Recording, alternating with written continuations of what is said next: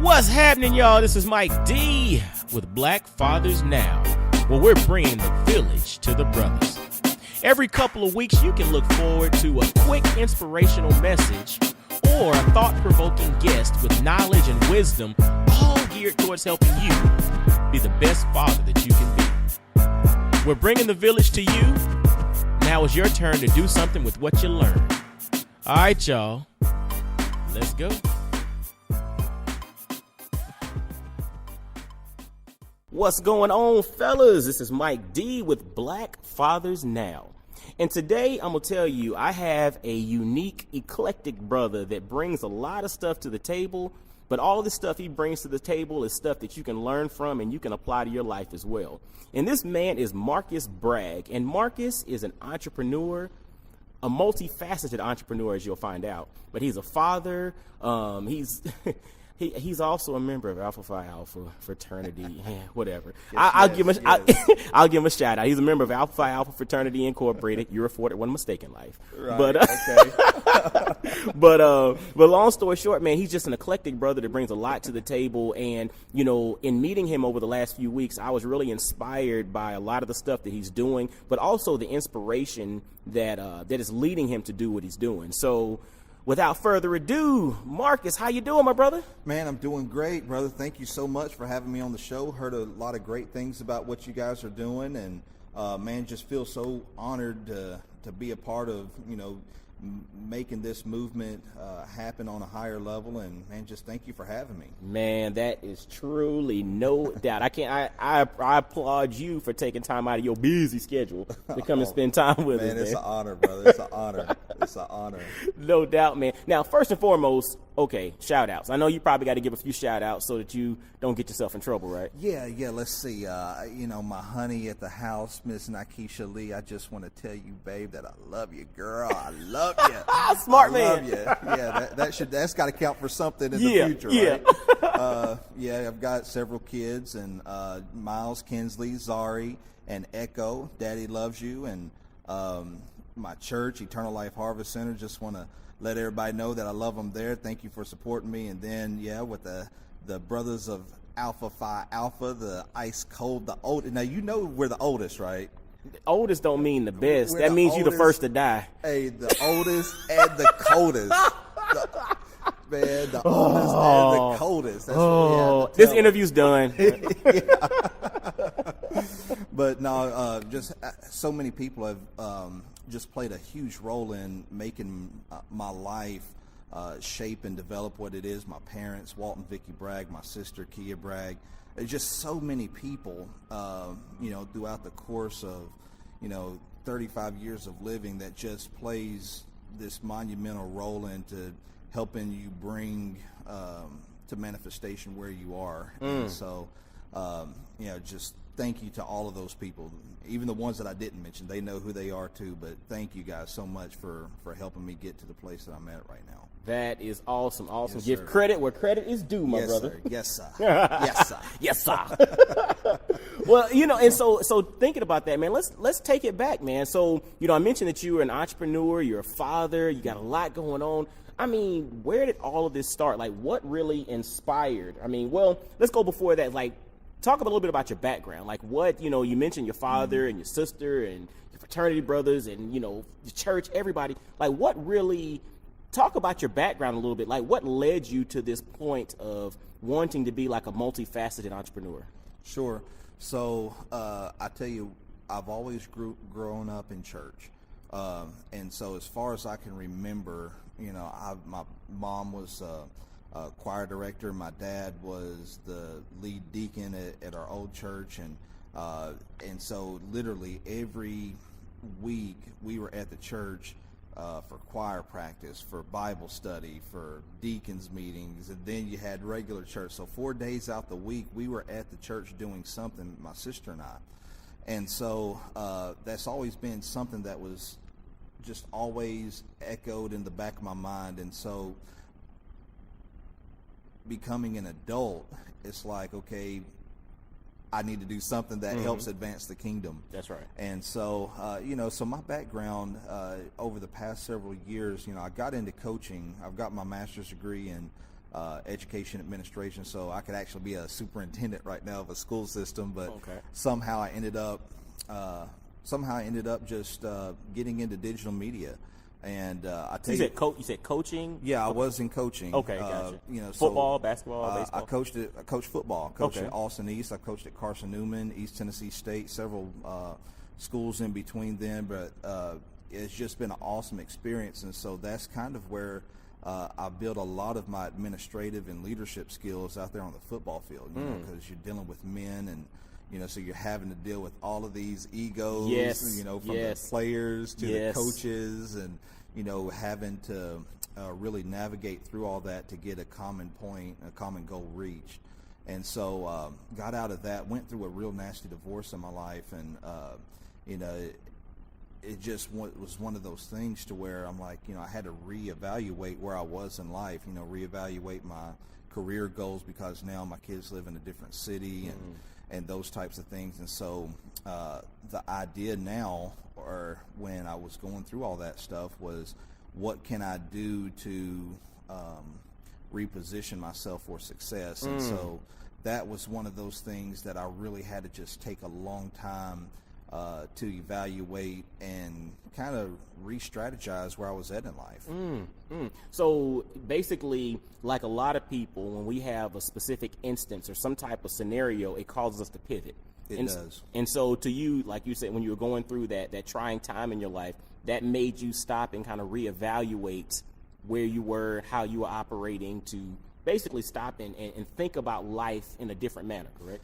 Yeah, I mean, it was one of those deals. I thought everything was going great with coaching, and man, I came home one day and I'd got the cry out over the past several years when I was coaching that, hey, you're working too much, you're staying away from home too much. And I was literally just out coaching football and doing that. But I came home one day and the house was just empty. Wow. The house was empty, and we had moved 500-600 miles away from home and all that stuff. And season was probably about 2 weeks away, so I couldn't just take a whole bunch of time to try to fix what was going on. But that's where I said to myself, okay, I've got to rethink where I'm at in life. And so I said to myself, I would love to be able to have something that I'm passionate about, something though that provides finances for my family, but at the same time, it needs to be something that doesn't take away hours and hours of time. Wow. It's interesting when you say that, because I'm sitting here thinking about life, and you think about like coaching. Like, I've never coached on a high level. I coach like recreation football, which doesn't require the same time commitment as coaching in college or whatnot. But when you stop and you think, even there was a time commitment. So then when you think about coaching on the college level, how that becomes your life, meaning, I think I was listening, was it Urban Meyer or somebody, when they took a break from coaching, they were saying how they know their players more than they know their own kids because of the time that they put into it. And so to you, and for some people that works, you have to have an agreement with your spouse and they have to understand all the nuances of, kind of what's going on. But when you step back and you thought about what was going on and you think about it from a time perspective, it made sense to say, you know what, I need to reevaluate this, because at the end of the day, I need to be focused on my kids. I need to be focused on my family. I need to be focused on, spending as much time with them. And so to that caused you to want to pivot and figure out a way to create things or create something that provided the financial resources necessary, but then also gave you your time. Right. That is fascinating. Yeah, and so did a lot of reading around that time, because at that point, I'm searching for answers. That's right. And because obviously I had missed the mark, and I thought that what I was doing was good, and we were running a nice Christian program with our football team, and kids were giving their life to Christ and those types of things. But there was a missing factor, which was my family. I was stepping across the needs of my family to facilitate needs other places.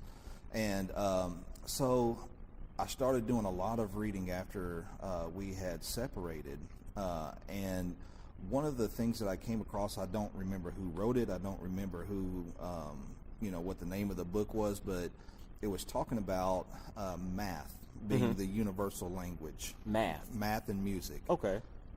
And so Interesting. That wasn't the focus of the book, but it was just that statement. That's what spoke out to you. You know, I underlined it several times. I just read it and kept questioning, what does that mean? What does that mean? And so I started thinking about the math of my life. You know, and I think if a person's honest with themselves, they eventually will need to make a pie chart of what they do with their day, or what they do with their month or their week, and you can start breaking down the percentages of how much time you spend in certain areas. Wow. You know, started looking at my finances. You know, what a person spends their money on is usually, I don't have to know who you are and have this long drawn out conversation. Just let me see your bank account. Yeah, let me see what you spend your money on. And so I started noticing all of these, you know, interesting anomalies of what I was spending my time on, what I was spending my money on. It all centered around two things: football and food. Wow. And so I said, you know what, and so then I started, well, what am I not spending time and money on as much? And so then I started seeing family 10%, 7%. Wow. You know, kids 5%, wife 3%. And so I was like, man, I've got to refocus and retrain myself to make this a lot more balanced. And so after starting to do that math, I say to myself, well, what can I do now to bring my life into more of a holistic balance that that just needs to happen, you know? And question, did this was after the breakup, or was this in the midst of it, or was it kind of like, because was it at a point in which I had already kind of not invested as much time or enough time there that, you know, was this after the fact, or was this kind of in the midst of it, or? This was kind of in the midst / after the fact. Gotcha. This was definitely after the separation had taken place. And, you know, sometimes, you know, things like that happen to you that cause you to think. That's right. And, you know, so if it wasn't for that, then I probably still wouldn't have even considered those types of things. And, but yeah, it was during that time that I said, you know what, I've got to rethink some things, re-challenge myself to do something different. That is, you know, to me, that highlights that you are a very analytical dude, right? Like you try to be. You try to be. Well, I mean, just to even come to that conclusion, or to even take the math and music and then apply the pie chart method to your life and just evaluate things, that's powerful. And fellas that are listening, that's something I think that we all can do. Like when we think about, let's just think, you think about your money, right? If you looked at your your monthly budget or your monthly income and really do a pie chart as to where are you spending your money. Now, what's interesting is most bank accounts, like Bank of America, I believe they can show you your spending charts and all that. You just click on the app and open it up. It shows you. But if you were to write it down and really just analyze, where are you spending the majority of your money? But more importantly, where are you spending a majority of your time? And like Marcus mentioned, he saw that the majority of his time was spent on food and football. Everything else was pretty much secondary or tertiary. And so when I think about my life, that's one of the things that I have to continuously evaluate. Where am I spending my time? Not just my money, but where am I spending my time? Because where I spend the majority of my time is what's getting the majority of my attention. And so if we want to have strong relationships, fellas, then we have to spend time there. Or if we want to be strong fathers, we need to spend time there. What do they say? Fatherhood is spelled Time or something, or they've used various analogies like that. Good. Yeah. And so to that point, that you can take a nugget of wisdom out of what Marcus just mentioned and do a pie chart in your life. When you think about your time, when you think about your money, when you think about various aspects of, you know, what's going on, look and see exactly how things shake out, and you'll know where you are focusing your attention, and therefore it can kind of give you an insight as to what results you can potentially expect. So that's powerful. So at that point, you reevaluated your life, you did a pie chart, and you're basically saying, I need to spend more time with things that matter, doing things that matter. And so that led you to think about relationships differently, but that also led you to think about your career or your entrepreneurial thought process. That caused you to think about things differently there. Where did that lead you from a career or a business perspective? Well, it was a no-brainer to me to where at that point I was like, okay, I finished out my contract as a coach, and then I said, you know what, this is a no-brainer. I'm quitting everything. Quitting everything. Wow. Now, I think the difference between me and a lot of people is I don't mind quitting, not in the sense of quitting to, that sounded horrible. No, it didn't. No, it didn't. You're going to explain it. Right. Yeah, I'm a quitter, and I'm proud of that. I'm proud of a quitter, yeah. I guess what I'm trying to say is I don't mind starting over if I know that start over means going to another level. Sometimes you got to take a couple of steps backwards to regroup and move forward. And so for me, I don't mind doing that, especially when it comes to placing priorities with family. That's right. And so I was like, you know what, this isn't working. I pretty much, I told my staff, I told my administration, said, guys, thank you, but I've got to get my family in order. And still didn't happen. So I quit everything, moved back to Knoxville, and I remember thinking to myself, especially after I came back to Knoxville, and my ex was like, oh, no, I don't think this is going to work. And then she actually moved out of the town again for a job that she had. Wow. And so I'm just sitting there, scratching my head, the dumb brother look, I'm sitting there just scratching my head, late at night, just like, what did you just do? You just gave up everything for, to save a situation that is now not going to happen.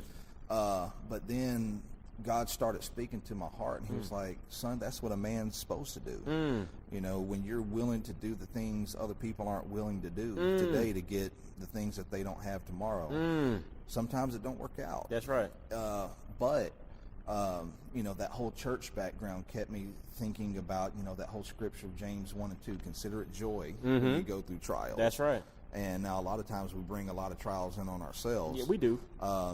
But, you're still supposed to consider it joy, because if you, when you see the joy in something that's challenging or negative or something like that, then you have the ability now to step outside your comfort zone and grow into somebody that you're not at the current time. So I remember crying out to God around that time. I was like, Lord, just give me something I can be passionate about, because right now, career is like trash at this point. And I remember, and at this point, I had nothing to do with digital media. I've never built a website, graphics. Your background was coaching. Background was coaching and education, and that was it. Didn't have any other plans to do anything else. And I said, Lord, if you can give me something I can be passionate about, I will just do that. But right now, just give me something that I can be passionate about and something that manages my time more effectively.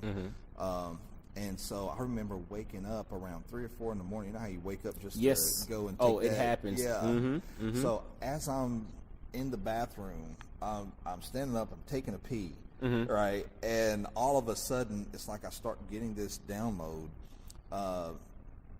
about how to this business plan from God, and we called the company Knox Spot Media. He said, son, my churches here in the area they got great preachers and teachers, but they don't have great platforms to get their word out like I would like. I want you to help bring them into the 21st century, and I'm going to give you a vision, and I want you to carry it out. And so that next 3 days, I'm putting together the blueprints in my boxers and tank top at the house for Knox Spot Media. And so we got. And again, hold on. So this is what you prayed for. You prayed for something. You're like, God, just give me inspiration, give me the plan, tell me what you want me to do. You had no background in digital media, and while you had the urge in the middle of the night to go drain the main vein, right, he downloaded this thing in you to spread the word or spread God's message from on a platform level that's more tech focused, because you got preachers who can do the preaching thing, but from a digital perspective, they didn't have that. You got inspired, he spoke to you and told you to go and create that, even though you didn't have a background in this stuff. Did not have a background at all. Wow. Did not even think for a second in my life that I would be doing digital media work or tech work. Like Wow. at the time when I was coaching, I'm like, man, that's for nerds. You know, that's what these And you lame coach guys. what position did you coach? Oh man, I was a wide receivers coach. Oh, I my was an goodness. offensive coordinator. I've been a recruiting coordinator. I've been a head coach, and it's like, you know, So digital media is just not in your wheelhouse at that moment. at that moment, That's wild. Yeah, and so I was like, you know, what can I do now to make sure I'm not letting God down That's with this right. thing? So I start getting on YouTube and learning all these different things, because at that point I was kind of scared to, you know, timid to tell people that's what I was doing, because they're like, What are you gonna do? Yeah, it's like, come you- on, you've been a coach, yeah. So I start getting on YouTube, and you know, I got my first break at Eternal Life Harvest Center, and they had asked me to help with the media department, and I kind of knew what I was doing at that point. I was probably about 2 months on YouTube. I was still working on my degree from YouTube. My you YouTube know? degree, my Yeah. BS in YouTube, right? So I knew enough though to create something to make them think that I knew a little bit more than what I probably did. And so I got into that, and you know, they asked for a flyer, then they asked for 2 flyers, then someone at the church, oh, I didn't know you did flyers. Can you know, help me out with my business card, you know, just for their personal stuff. And so it grew, and that was probably in 2012, 2013. Wow. And it just continued to grow, and then people would ask, you know, all these outlandish things. Well, it wasn't outlandish to them, but it was outlandish to me, because they would say, well, do you do weddings? And I'm like, yeah, we do weddings, you know.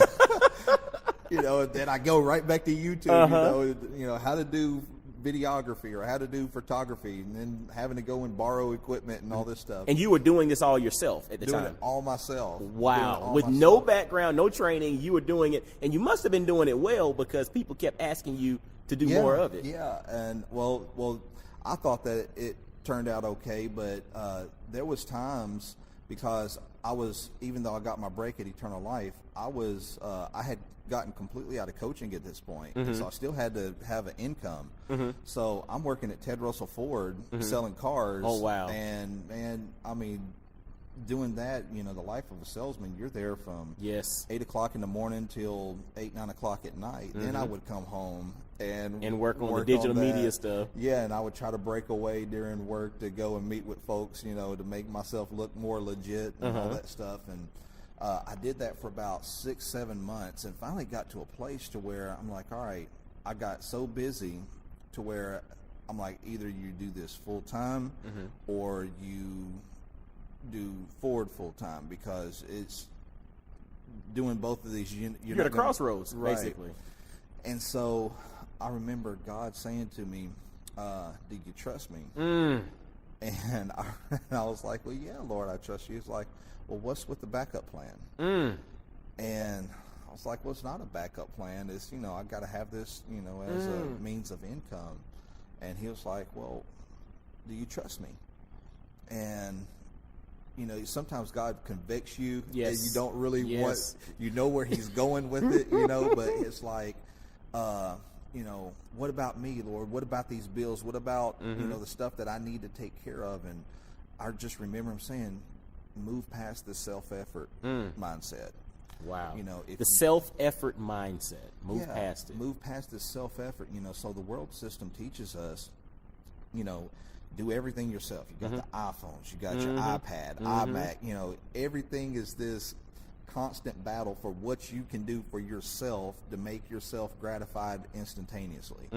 And so you have this thing going on, but then in the Christian world, you know, from a grace-based standpoint, God's like, I don't want you, I'm not interested in your self-effort. I'm interested in your faith. I'm not interested in your stuff, right? Yeah, That's it. He could care less about your stuff. And so it's either do you trust me or do you not? And so for me, it was like, okay, well, if I trust God, you know, and a lot of times men, we do this, especially, we have this, oh, well, let me create a backup plan for plan B, plan C, in case this and that doesn't happen. But the more I started spending time with God, He was like, you know, all those backup plans, Marcus, that's world system stuff. You know, for Wow. you to really maximize your faith in me, then there shouldn't be any backup plan. Because if you're trusting me for plan A, the only reason plan A doesn't work is if you die. You know, and that's the mindset that I started taking at this point was, okay, if I'm going to do knock spot, the only reason this will not work is because I'm dead. You know, so it's not going to be because I didn't try. It's not because I didn't. It's not because I'm not going to network or put my business out there. I'm going to do whatever it takes to make sure that this thing happens. Wow. And it all started from you trusting him, but you mentioned something a minute ago in which, you know, he convicts you in certain ways. He convicts you, but you also asked to be convicted because Absolutely. you asked him to show you the way. And so he's like, look, I'm going to show it to you. And what's interesting is on his time and not your time. It's in his way and not your way. So how he convicts us, how he directs us, and what he inspires us to do ain't always the way that we would do it ourselves. It's not always the way that we would have the blueprint, but you submitted yourself to him. And because you did that, he was just like, if you're going to trust me, then doggone it, trust me, man. Yeah. Get out your own way and trust me and let it happen. Just plan B, C, D, E, and F is only necessary when it's not something that you're in line with me about. And that key word that you're talking about, submit, I never really came into fully understanding what that meant. You know, like when I was married the first time, I was like, you know what, this whole, you know, I expect my wife to submit to me. But you know, the thing about it is, and of course when they don't, then you're mad. Like, look, I'm the man. Yeah. You know, you're supposed to submit to me. Yeah, you need to do what I say. Yeah, man. you know what it is. Yeah. So, but then when I started really spending time with God, I say, okay, this is God's order of doing things. When a man submits himself to God, now you have all of these things that fall in order that go up under you. So now all of a sudden you'll see your the woman in your life starting to submit the way that you would like, because now you submitted yourself to Christ. You know, a lot of times we'll want that submission from everybody else that's right. in our circle, but we don't want to submit to God. That's and that's big, and you know, because we have people from all different walks of life who have different belief systems that are listening here. When we're talking about submitting from a spiritual sense, is not what you're thinking about, like I'm telling you what to do and you listen to me and listen to me only. That's It's not a domineering. We're not talking about being a dominant force in someone's life. It's the whole notion of spiritually submitting, you know, to your husband. And that's what, from a divine order, from a Christian perspective, that's what God calls for. He calls for the man to submit to him, meaning we give him the utmost respect, the utmost honor, and we submit to his will. Vice versa, when it comes to, you know, your wife submits to your husband. It, like I said, it's not a domineering, dominant type thing that some people want to kind of throw out there. That's not what we're talking about. Just for those that might question what we're saying, we're talking about it from a spiritual sense of you're submitting to the leadership, you're submitting to the authority, you're submitting that he's, you know, the husband is connected to God, so therefore she's connected to us, and it all works because we are all following him. You got it? Just letting y'all know, fellas, that's because I know we have some folks with different beliefs and all, and because Black Fathers Now is about inspiring all brothers to be the best versions of themselves and to pretty much just be the best father that they can be. And I know we have folks from different backgrounds, but I also wanted to kind of give that caveat so that you all who may not share, you know, our spiritual belief understand where we're coming from. Okay? So, but back to... and that's awesome, man. I'm over here. You over here getting me hyped up, man. I'm ready to bite the back of this chair off right now and run out the building, man. Oh, you said you an alpha, man. You ain't no Q, man. Nah, just playing. My biting the back of the chair. Nah, I'm just playing. Oh man, but it just got to a place to where I'm like, you know what? I've got to do something different. So I started changing up. You know, we're talking about that whole balance thing. So, you know, trying to balance my life out spiritually, trying to get things back on track financially. And so I finally was just like, all right, Lord, yeah, whatever you say, let's do it. You know, let's just do this thing. And so started with eternal life and kind of just migrated into over that next couple of years, just different churches in the area wanting different things, and Just from a digital media perspective, yeah, or what? Yeah, so it got to a place from doing graphics, just a basic flyer, to somebody wanting a website, to somebody wanting video done, to somebody wanting photography done, then somebody wanted a radio show done. Wow. Then somebody wanted a television show done. So Well, and I have to ask, and I mean, at this point, things have evolved in a sense that it's no longer just you doing Knox Spot Media. Now, this is Right. something in which you now brought other people on and experts in various areas to come in and do different aspects of it. Yeah. Or it's not a one-man show anymore, is it? No. So once we really started picking up, I was like, all right, I've got to find somebody that can do that, because a lot of times I think a lot of times the reason businesses fail, the owners don't know how to duplicate themselves. That's right.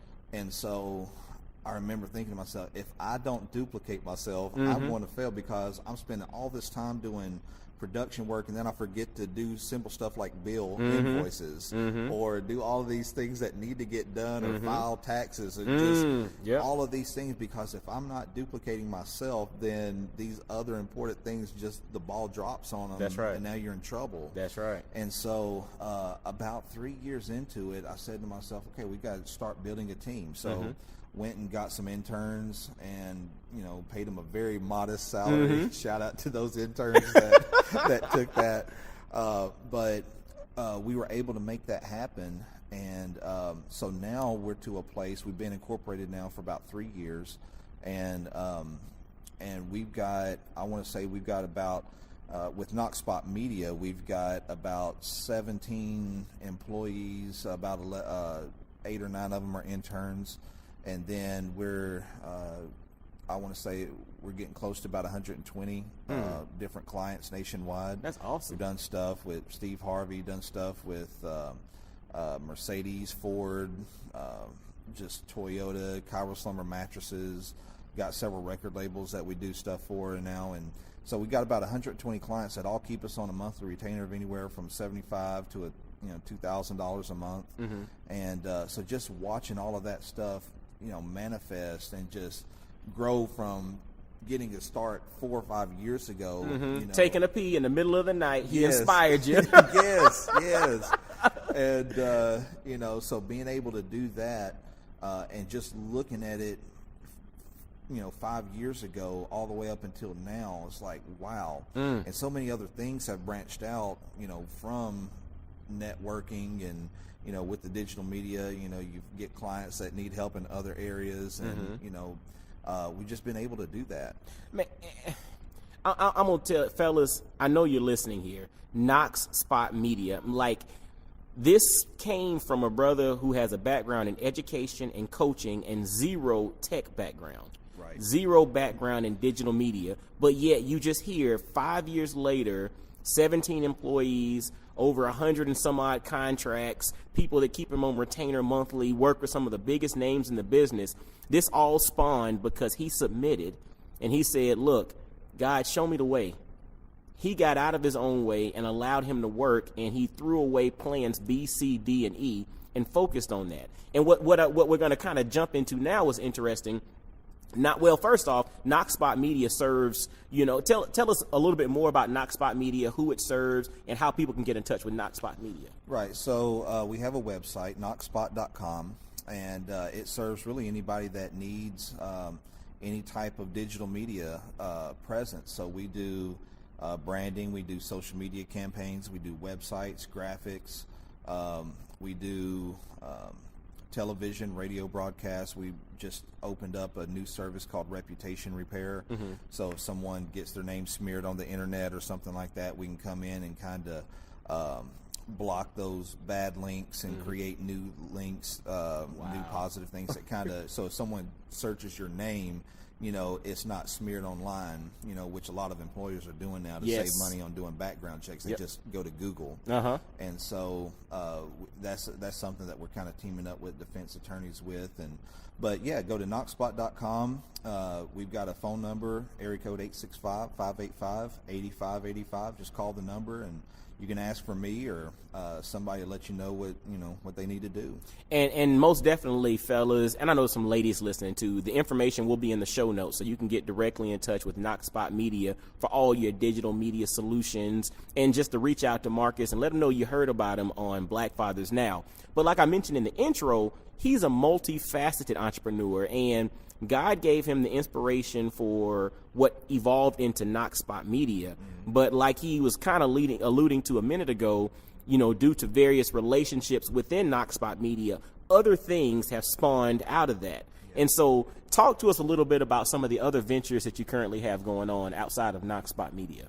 Okay, so one of my doctor friends that we've got several primary care facilities that we do branding and campaigns for. So he had came to me and said, "Hey, I've got this idea of starting a recovery clinic," and another one of my partners up in Kentucky was doing something kind of similar. So I said, "You know what? Let's all have a meeting." Mm-hmm. And set him down, and both of them's been in the game for like 40 years. Like both of them's old enough to be my grandfather. Okay.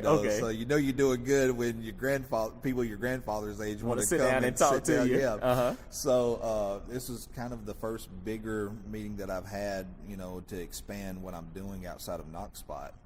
And so this was about 2 years ago, but we sat down and we said, okay, what can we do to mesh medical care into the recovery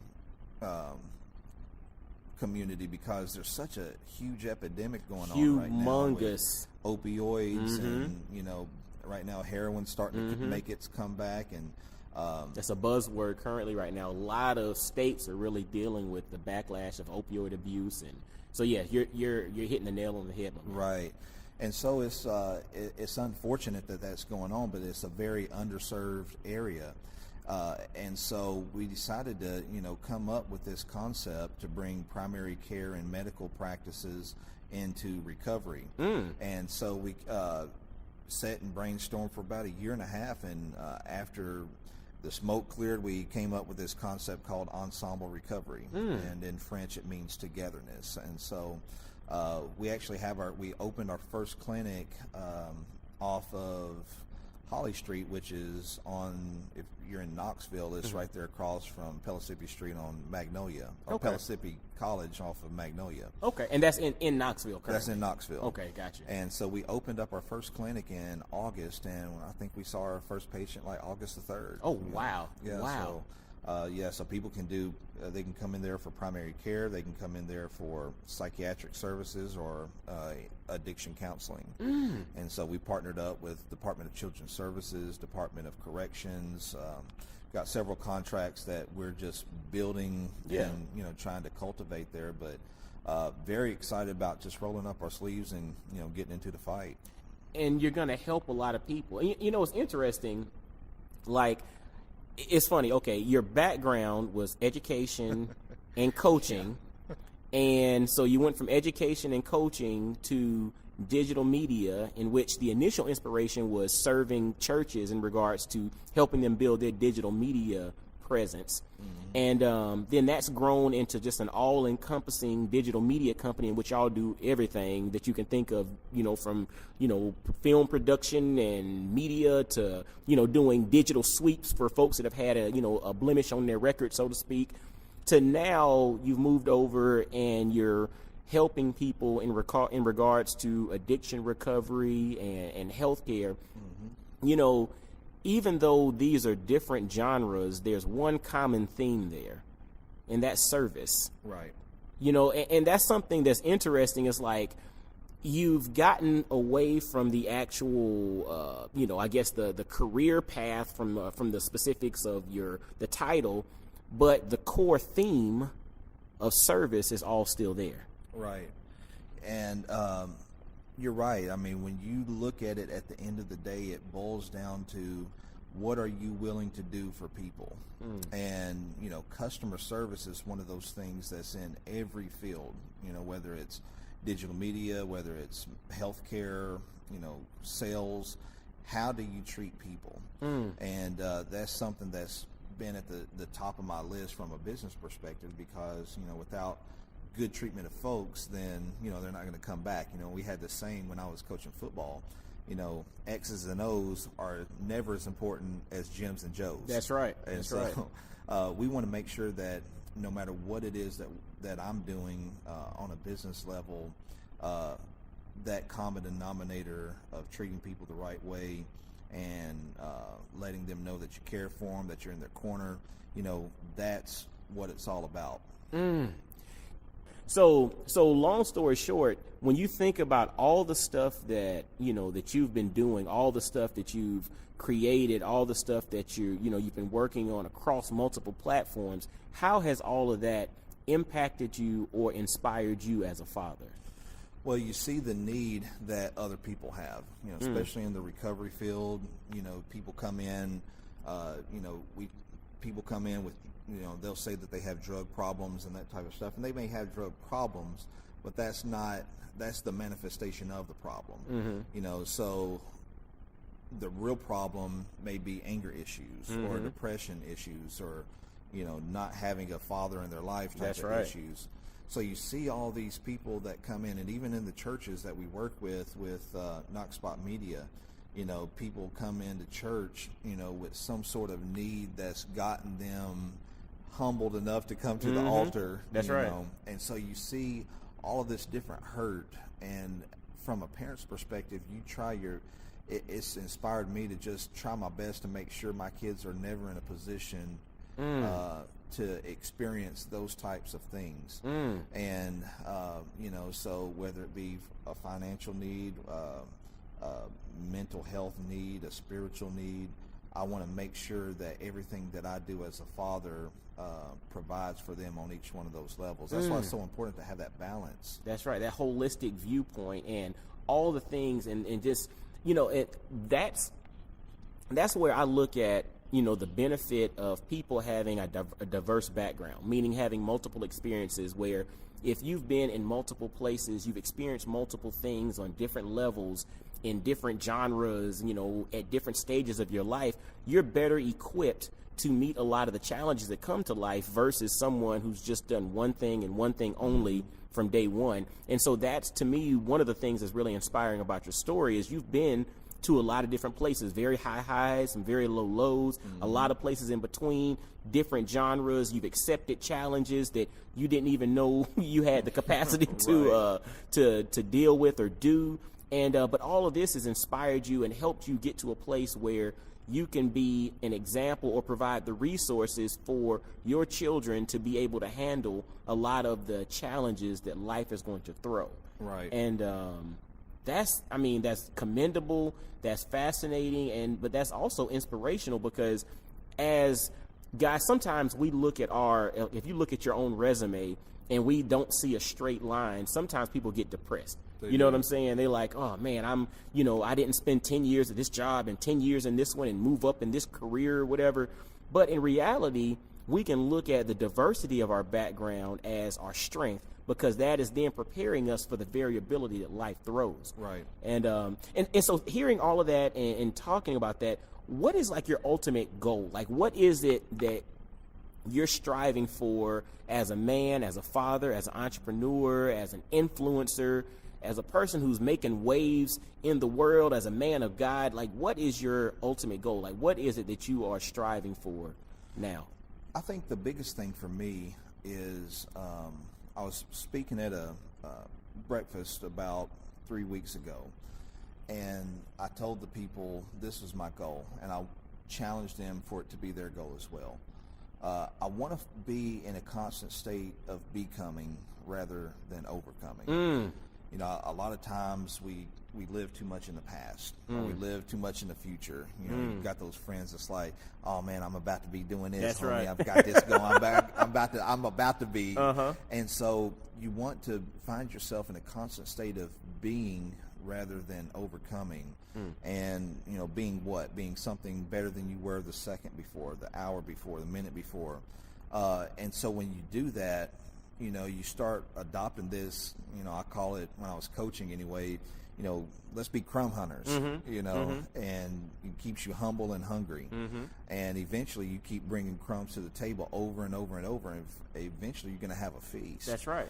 But when you're in that constant state of becoming, you don't burn out. You don't, there's not an end game. The end game here on earth is obviously dying. It shouldn't be retiring. You got three different. Wow, fellas, we're gonna replay that. The end game is not. It should not be retiring. It should be die. Is that what you're saying? Yeah, it should be. It should be dying, not retiring. Wow, I like that. It's amazing how the human mind starts. We start training ourselves at 60, 65, 70 to start shutting down. When really we should constantly be looking for that next step or that next season. Why on earth, if God's blessed you with another day on this earth, why would you shortchange that? Why would you want to be like, I've done my work, and I'm gonna hang it up for the next 20 years? Do you know how much impact you can have in just 10 minutes?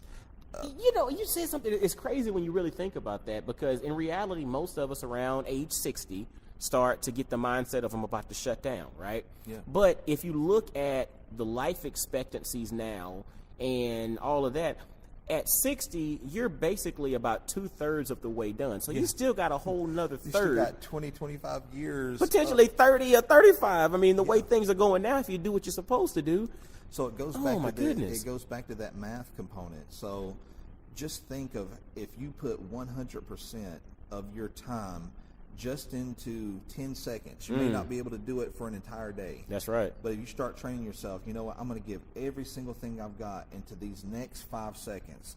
I'm going to study as hard as I can, or I'm going to research as hard as I can, or I'm going to email people as hard as I can, just for 5 seconds.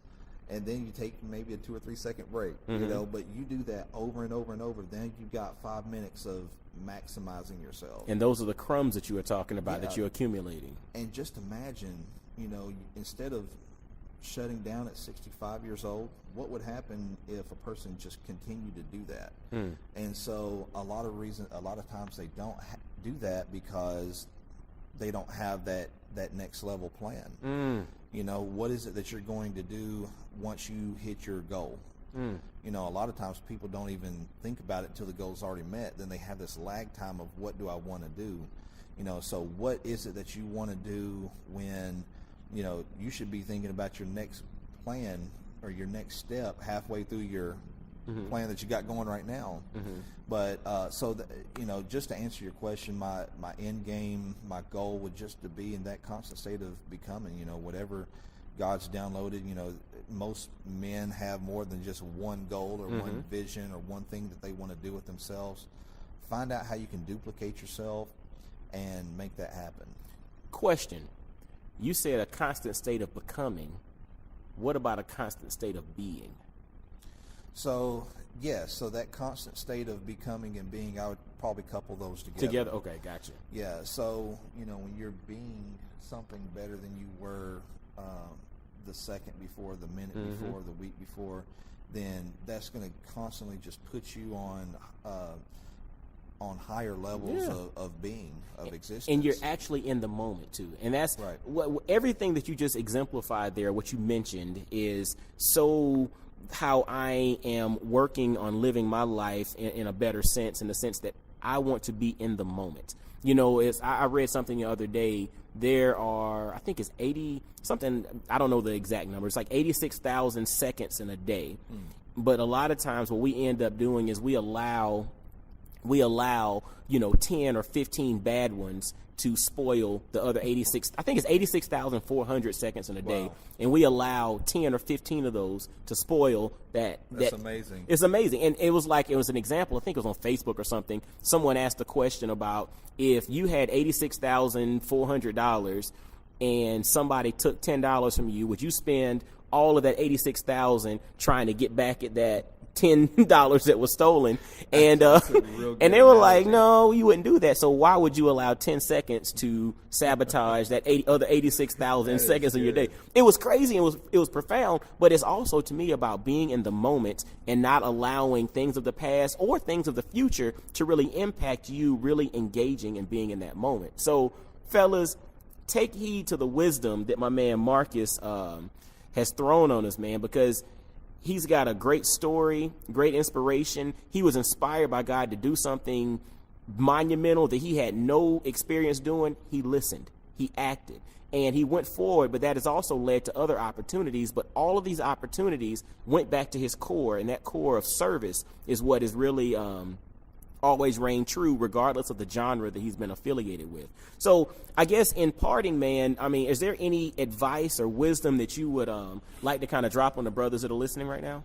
All right, so if I could inspire anybody right now, I would say this: life never gives you what you want. Life can only give you what you are. Life can only give you what you are. And the question that you have to really ask yourself is, who are you? And follow it up with, what am I willing to do to get to be the person that I want to be? And then just go after it. You know, just go after it. Lose the plan B. Lose the excuses. You know, I heard someone say one time that, you know, the average man, when he gets hit with adversities, looks for doubts, pouts, shortcuts, and excuses. Lose them. Do yourself a favor and lose them. Just drop the excuses, drop whatever inconveniences that you have that may be barriers. Figure out a way to navigate through those things and just make it happen.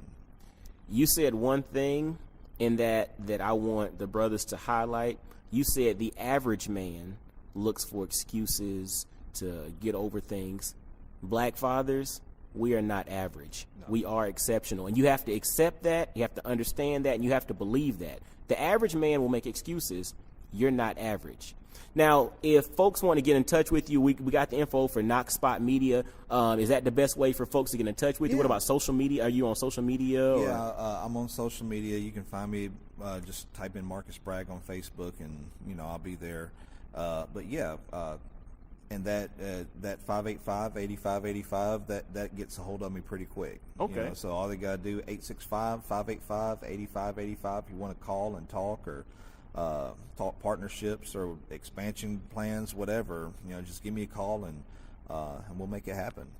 Fellas, all right, you got the contact information. And again, I'm going to put that in the show notes. Use it. And make sure you let Marcus know that you heard about him on Black Fathers Now, where we're bringing the village to the brothers. And you all got some village, and the village comes in the form of inspiration, insight, and wisdom. You got some serious village dropped on you today from my man. And again, I want to thank you, commend you for what you're doing. Keep up the good work, my brother, and keep inspiring the masses. Keep telling your story, because your story is powerful, and it's going to inspire somebody that's listening to take action on their life, for them to realize that they are not average, they are exceptional. And as a black father, we don't have any choice. Absolutely, man. And I tell you, it's one of those things that, you know, just like the alphas pass down that inspiration for other fraternities to form, and, you know, that type of stuff, like the Qs and the Kappas and the Sigmas. Man, I'm just glad to be a part of that. There you go. There you go. I was trying to see where he was going to go with that, because you know we're not going to end with some old alpha stuff. But it's all good, my man. I give you props, man. I appreciate you for coming on the show. And no, seriously, it was an honor for being here, Mike. Thank you so much. No doubt, no doubt. And fellas, most definitely, once again, get in touch with Marcus Bragg via the links in the show notes. And as always, follow Black Fathers Now on Instagram, Facebook, Twitter. Visit blackfathersnow.com, and definitely subscribe via iTunes, Stitcher, Google Play, iHeartRadio, any way that you listen to podcasts. take a listen, hit the subscribe button, give us a rating, leave some comments, and definitely share this with other fellas, other brothers, other folks that could benefit from this insight, inspiration, and information. I mean, just share this out, because at the end of the day, we're creating a critical mass of brothers doing really big things and really being examples of what is possible. Also, this episode is brought to you by Black Family Apparel. Visit blackfamilyapparel.com, where you can get some gear that really celebrates all the nuances of the black family. Again, blackfamilyapparel.com. And until next time, fellas, be blessed, well, and wise. And I'll holler at you. Peace. Yo, fellas, I hope you enjoyed today's episode. And always, always, always visit blackfathersnow.com, as well as follow Black Fathers Now on virtually every social media platform you can think of. Instagram, Facebook, Twitter, everywhere. Just follow us and engage with us, man. Look forward to hearing from you. And I guess until next time, I'll holler at you. Peace.